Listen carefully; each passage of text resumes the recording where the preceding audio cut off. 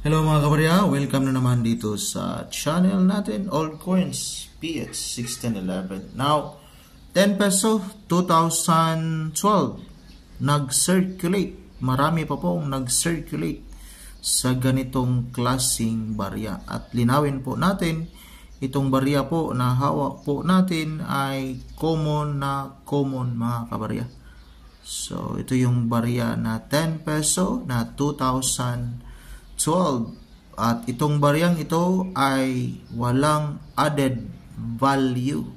Nasa 10 peso pa rin yung value nito kasi wala itong special feature, wala itong error.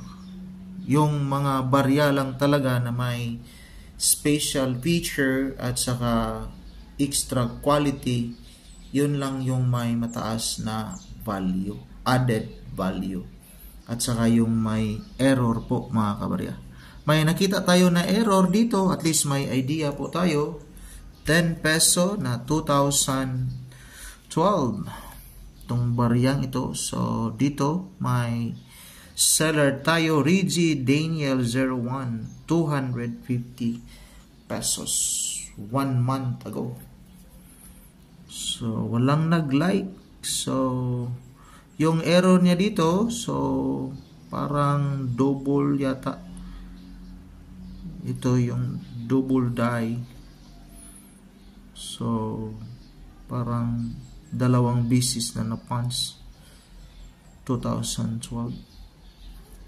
Kaya may selling value yung owner natin dito na ito yung 10 peso coin double die error.